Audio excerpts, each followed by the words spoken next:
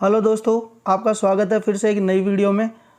आज हम आपको बताने जा रहे हैं देश के ऐसे कुछ गद्दारों के बारे में जो यदि ये देश से गद्दारी ना करते तो भारत आज भी सोने की चिड़िया होता। जी हाँ दोस्तों, भारत प्राचीन समय से ही समृद्ध और संपन्न देश रहा है। यही कारण है कि सदियों से भारतवर्ष पर विदेशी आक्रांताओं की नज़र रही है, परंतु भारत को विदेशी आक्रमणकारियों से ज़्यादा देश में छुपे गद्दारों से खतरा रहा है। इन्हीं गद्दारों ने प्रत्यक्ष और परोक्ष रूप से विदेशी आक्रमणकारियों की सहायता कर भारत को बहुत बड़ा नुकसान पहुंचाया है। इस्लामिक आक्रमणकारी भारत में आने शुरू हुए और 1600 में अंग्रेज व्यापार के नाम पर भारत आए, जिस कारण भारत लगातार विदेशियों के निशानों पर था।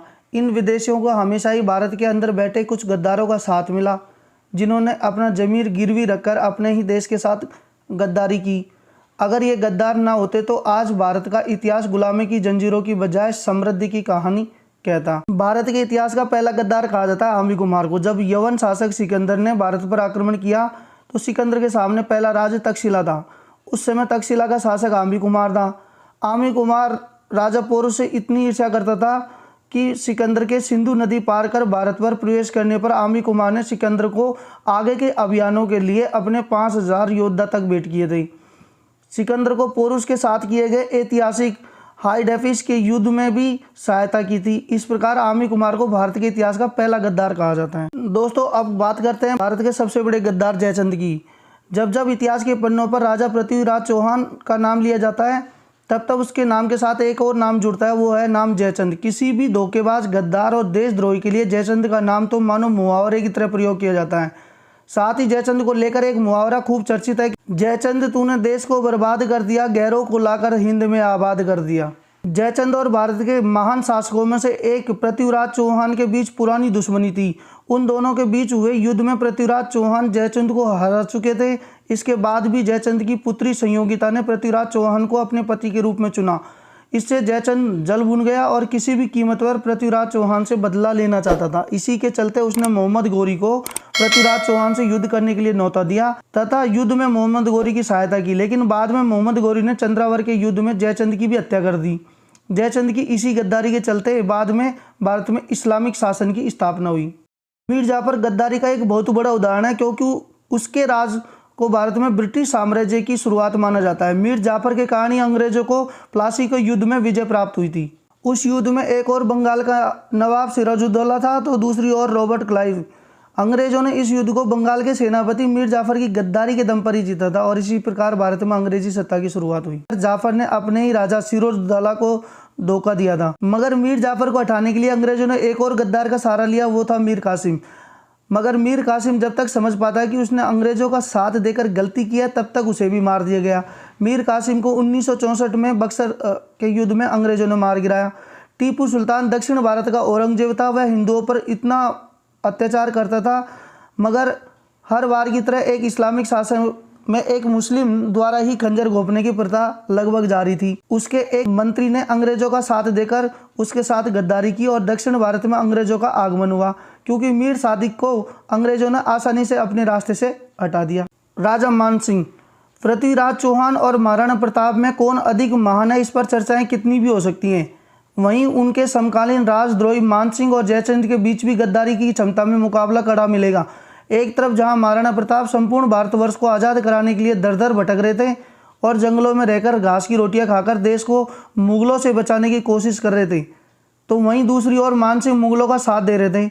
राजा मानसिंह मुगलों के सेना प्रमुख थे और वे आमेर के राजा थे। यही नहीं, महाराणा प्रताप और मुगलों की सेना के बीच लड़े गए हल्दी घाटी के युद्ध में वो मुगल सेना के सेनापति भी बने, मगर महाराणा ने मानसिंह को मारकर उसकी गद्दारी की सजा उसे दी। जयाजीराव सिंधिया, भारत में अंग्रेजी सत्ता के खिलाफ पहला सख्त विद्रोह 1857 में हुआ था, जिसे पहला स्वतंत्रता संग्राम भी कहा जाता है। इस युद्ध में झांसी की रानी लक्ष्मीबाई एक सख्त नेतृत्व प्रदान कर रही थी। जब झांसी पर अंग्रेजों ने कब्जा कर लिया तब रानी लक्ष्मीबाई ग्वालियर पहुंची तथा वहां ग्वालियर के सैनिकों की सहायता से ग्वालियर के किले पर अधिकार कर लिया। लेकिन ग्वालियर के राजा जयाजीराव सिंधिया ने अंग्रेजों का साथ देकर रानी लक्ष्मीबाई और स्वतंत्रता वीरों को हराने में सहायता की।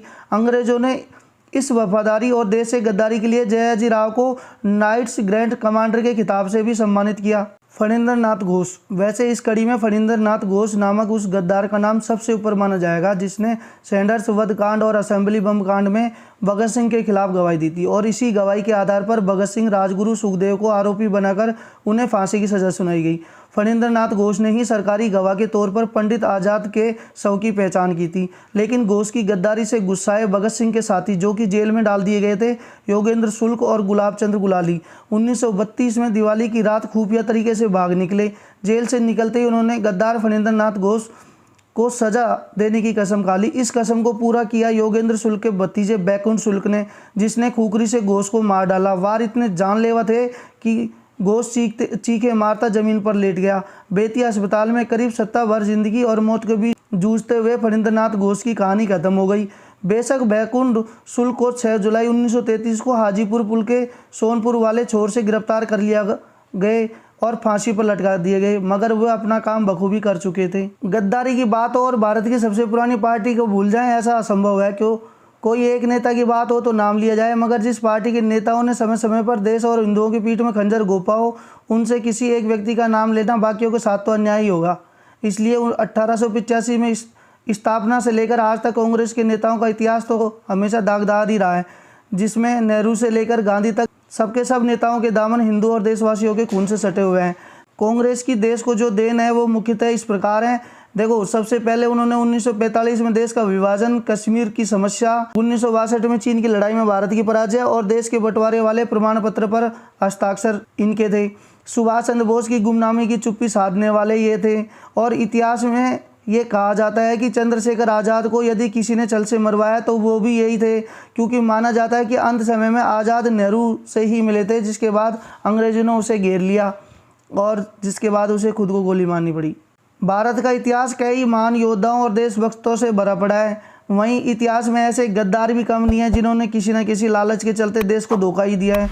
आज भी भारत में ऐसे गद्दार मौजूद हैं जो देश को हानि पहुंचाने में किसी भी प्रकार की कोई कमी नहीं छोड़ते, बस आवश्यकता है तो इन्हें पहचानने की। जी हाँ दोस्तों, आज की वीडियो में बस इतना ही।